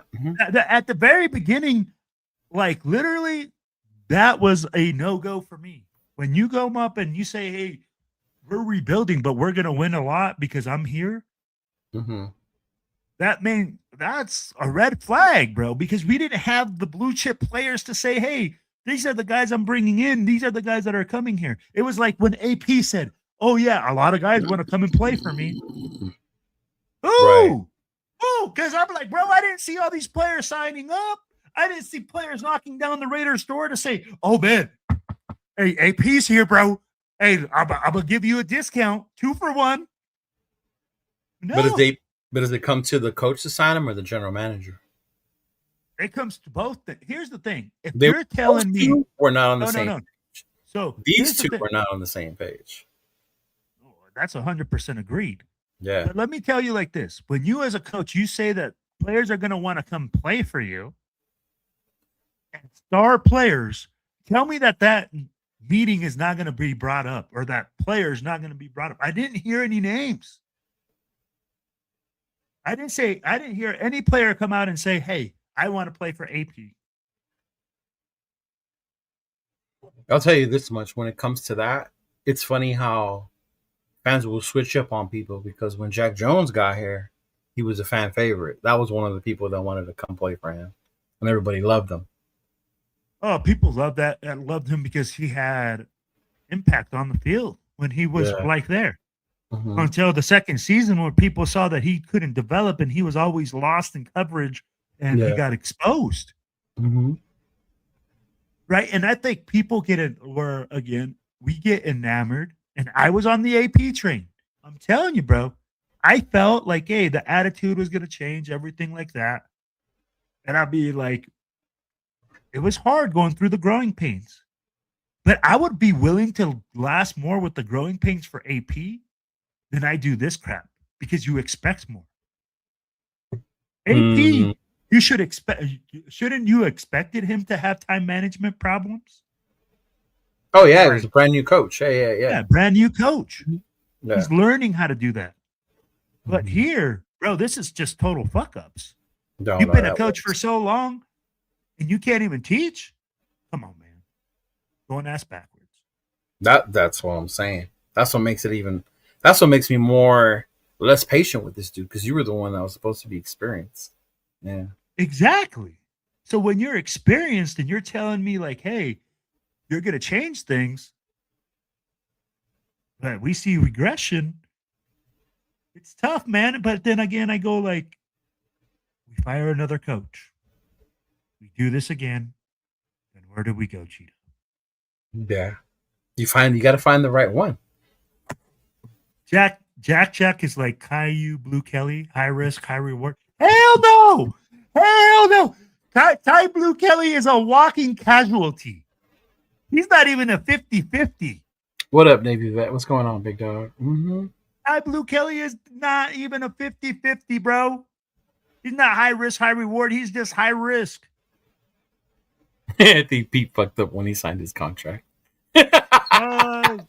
Shoot. Is there LSD in his gum? Whatever he's watching on the field and the way that he reports things, probably. Mm-hmm. Yeah, you got to go young. You have to start going with these young coaches. You can't keep bringing these retreads like the Gruden talk. Let that shit go, yo. Let that shit go. Oh my god. We don't want Gruden to come back and coach. Gruden 3.0. Okay, Cheeto. No. Let me look. Okay. No. Why? Why? Yeah, no, just what. So that way you can clarify to people why you wouldn't take Gruden 3.0, because I'm going to follow you up with why. Because I'm done with the retreads. I'm done with it. I'm done with the old coaches. Yes, he's cool on his show. Yes, you love the way he talks. I would love to be in the fucking room with him and talk football. I would hear his stories and all that shit. But to have him come back here and coach? No, man. Mm-mm. Now it's time to move on. You got to go fucking new. You got to go young. It's time for the Raiders to start changing with the league and go with it instead of trying to stick to that's not how the Raiders do it. We do it this way. Well, the way we've been doing it hasn't worked for years. Other teams have found success adapting to the changes in the league, and it's time we start doing the same. I'm not laughing at you, bro. I just saw the comment by 805. He's 289 years old. What the fuck? But hey, so Cheeto, when you talk about, my mind just went blank right now. Hold on, Cheeto. I'm gonna have to come back to you on that thought. Oh.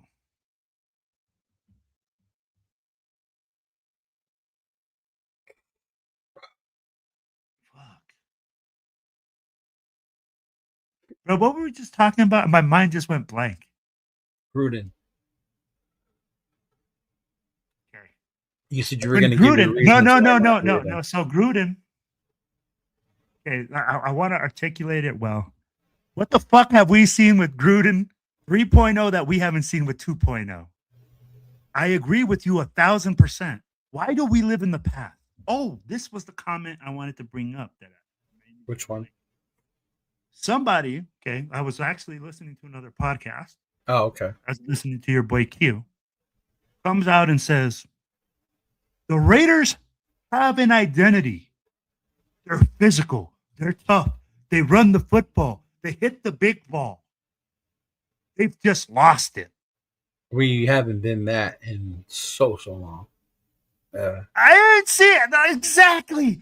Tito, when have you seen this team be fast, physical, just throw the deep ball and catch the football and make big plays?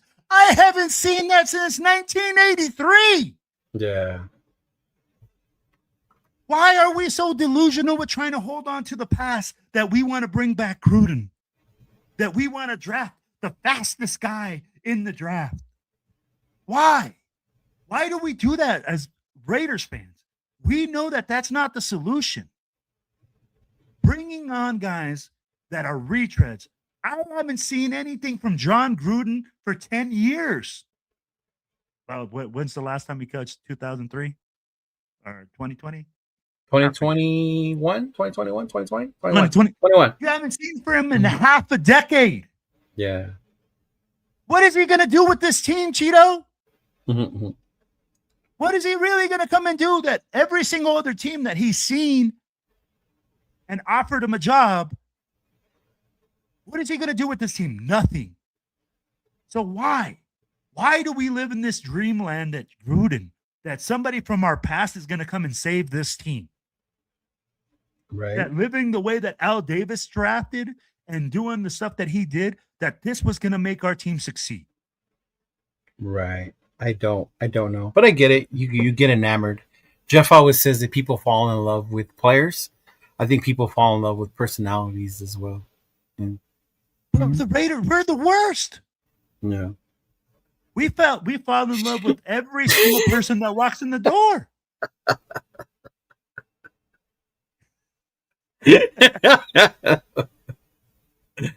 But yeah, no more retreads. No more. I'm done. Yeah. Honestly, the McVay Shanahan trees are probably, that's what I'm saying, up and coming coaches. But so we grabbed Kubiak. Kubiak is up in Seattle. Yeah. Good point. What's that? Gruden would have too much access to Marks this year. If he disagrees with Spytek, he'd go straight to Mark. Creates another dysfunctional situation. Exactly. Yeah. We're dysfunctional as fuck regardless. Yeah. You got to remember, Gruden's the reason we didn't land Tom Brady, because he wanted to continue playing with Carr. Or so it says in the rumor world, right? No, yeah. That I wouldn't know. Mm-hmm. Oh, man. Killer players. No, that's true. Yeah, true about that. No longer killer players. I think that's part of JPJ's liked. I love Max pushing. Yeah. Mm-hmm. Yeah. And I get the physicality. We're like that. But I think we were talking about this the other day, right? You, as much as we like that, you have to do it to a certain extent because the game has changed. And you have to change with it. Mm-hmm. Yeah. I agree with you, but Cheeto, I would like for us to actually turn it up and get penalized a couple of times for being extremely too physical. Mm-hmm. Because at this point, our offensive line just is getting used, bro. They're like a freaking used mattress at a brothel. That's how often our offensive line is getting used. You did not just say that. That's funny. Yes, that's exactly how bad our offensive line is getting used on a daily basis, just getting worked. This one, yeah.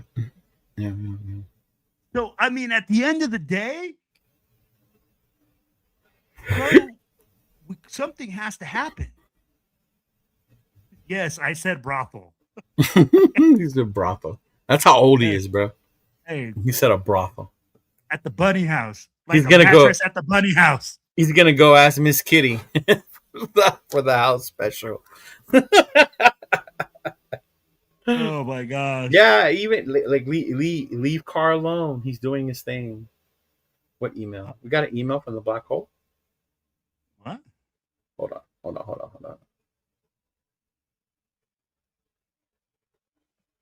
Probably stop being negative about the team.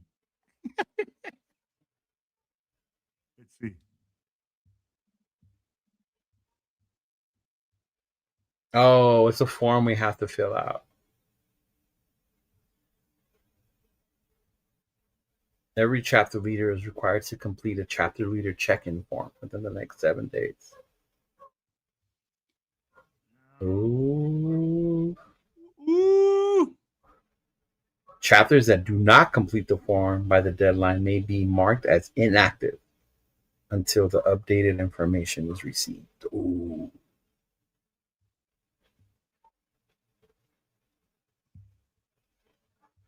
All right, so if you're a chapter president, make sure that you get your form filled out. If you want to remain active. Yeah. Hold on. Did Will shout out Garoppolo's mattress in Vegas? Yes, he did. I like this one, Travis. I like this one. The Charlie Brown O-line. Yeah. Oh, yeah. But I mean, it is what it is, big dog. I mean, we're going to be here regardless. Shout out to those of you that will be showing up in Vegas this weekend. I know our boy AR is down there. 805 is having is that today or tomorrow? 805, where you guys are having the live meet and greet with super fans and your podcasts at the Parkway Tavern. So make sure you hit up 805. Also Spicy Raider. Mm-hmm. She's gonna be there. Yeah, I saw that. That's kind of dope. 805. You have your content creators thing. Raiders content creator. You got some whiskey. You got some 805 loves to do meet and greets with other fans. Yeah. He is the party man, huh? Contrary to popular belief, 805 is the celebrity of the group. How Bob? Agreed, man. I'm like, the guy's holding watch parties, all sorts of stuff. Yeah, Parkway Tavern. I believe it's at 6:00. Yeah. Oh, Cheeto. No, just to change the subject a bit, because I mean, like, talking about the Raiders is just so depressing, and like, you know, right now at this moment, I feel like a dark cloud is over the Raiders. How do you feel about going to Houston? How do you feel about going to a new place and like trying some new food and hanging out with some other Raiders fans? I'm excited. Definitely not gonna eat no Tex-Mex spots. If you take me to any Tex-Mex spots, I'm not gonna go. Me and Chona have decided we're sticking strictly barbecue because we are in Texas. Yeah. Okay. Right. So you and Chona strictly barbecue. Is the black hole making you sign a contract to the Raiders? Yeah, man. You know how it is. 805. No, it's definitely not. Tomorrow, 12 to 3. There you go. Tomorrow, 12 to 3. Parkway Tavern. Thank you, right there, baby. Yes, sir. Thank you so much, my brother. You know what, man? I can't wait to go down to Texas. My daughter's she looked up some museum that's like a moving museum, and it's all interactive and stuff. So we're gonna go down there, check it out. She's gonna go to her first away Raiders game. This is outside of Denver and outside of Las Vegas. This is gonna be her first game in Texas. She's gonna be down there, so I'm like, it's gonna be cool, man. Lots of good memories to make and lots of cool people to see down there. Yeah, I'm looking forward to it. I'm looking forward to meet everyone that we've talked to, the Texas people that we've interacted with. Yeah, man, I'm excited. We got our ticket already. We got our hotel. Yeah, shout out to James as well for hooking me up with the tickets, me and Chona. So it's this guy, prime time. Hey, must be good to be the world famous, non-famous podcaster Cheeto Linus, man. I mean, like, this guy has the lounge in LA. The lounge was the booth the lounge, the Cheeto lounge with a couch, a smoking section, that was recliner seats. I'd be like, hey, Did I miss out on some hors d'oeuvres too? I'd be like, who knows? No, those were inside. I didn't get no food. Those were inside. Yeah, no. Me and my girl got food after we went to In-N-Out. Yeah. Gotta go to In-N-Out. Mm-hmm. Yeah. He said, I like to stay so low profile you can't hear me. Here's the thing. All right, here's the thing. Hey, if you guys go out to see 805 this weekend out there with Spicy, make sure you guys remind him you guys play a drinking game. Every time 805 says, here's the thing, we take a shot. Oh man, shout out to my boy. That was cool. What's going on, Nav, man? What's going on? Yeah. It all comes from that laugh. Maybe. Anyway, big dog, you guys doing anything this weekend for the game? Yeah. So we're gonna have a watch party, man. We're gonna have a watch party here at the Eagles 595 in Junction, and like just get together, have like a good time. We usually have food, have some drinks and just enjoy the game. I'm like, I obviously don't drink, so I enjoy my Pepsis and everybody else has their beers.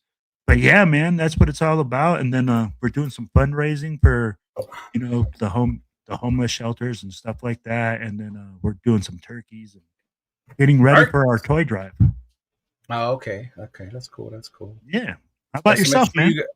No, I'm just gonna be chilling. I'm gonna relax, chill, because we got Houston coming up. So I want to kind of keep it low key, chill. We just had the event last week, so I'm still like tired, still trying to recover from all that stuff. So I'm probably just gonna chill, spend time with the family. Yeah, stay home, drink, have some sopita, have some pollo. Some chow mein, bro. Some chow mein. He said chow mein. There's a spot by my house. It's like kind of those. They have Chinese food, but you serve yourself, and they charge you by how much it weighs. Yeah. Oh, so bro. Me and my girl like to go there. I want to go to the movies. All bullshit aside, I want to go to the movies. So Saturday when I watch the college games, and then maybe Sunday after the Raider game, probably go watch The Running Man. I know my girl wants to watch Wicked. That's dope, man. I'm glad that you still get out and you do other things. I mean, like a lot of people put in so much time to things. I'm actually more excited for the championship Saturday than I am for Sunday's game. Yeah. Really? Yeah. Mm-hmm. Oh, that's right. You got Notre Dame. That's what I'm saying. That a lot of those outcomes is going to determine what happens to my team. And then on Monday, me and Chona go live on Monday. I believe that's the day of the selection show, or it might be Sunday. But either way, we'll go over the playoff. I thought it was the Sunday selection show. I think so. So either way, me and Chona will go over the results and see what happens with that. Yeah. Oh, man. And then I might join Rundown. Rundown has a new college football show called Rundown U. Oh, yeah, man. I was watching some of it, and I saw you guys all in your college jerseys and stuff, and I'm like, yeah. Man, this is dope. Yeah, so I might do that. But other than that, man, just chilling. Hey, those of you who tuned in, thank you. Thank you for tuning in, watching us. We'll be back again next Friday. Hopefully, more positive. Shoot, absolutely, bro. And if within 7 days, hopefully with an active club still. Some of us love to procrastinate. Bro, they asked for the address, and I'm like, fuck, I forgot the location address. Yeah, so we'll see how that goes, and then all right. No, man, it's all good. But hey, Cheeto, thank you so much, brother. I always love hosting the show with you. I love sharing the time. Hey, Jeff, thank you guys so much for listening. I appreciate y'all, man. It's such a good time. I hope to see y'all and meet y'all in person. You guys are in the chat. Like at the end of the day, man, it's all about one nation. It's all about one team. And you guys know we love this team. It's all about the Raiders. Yeah, that's why we keep it real. All right, y'all. Peace out. Just win, baby.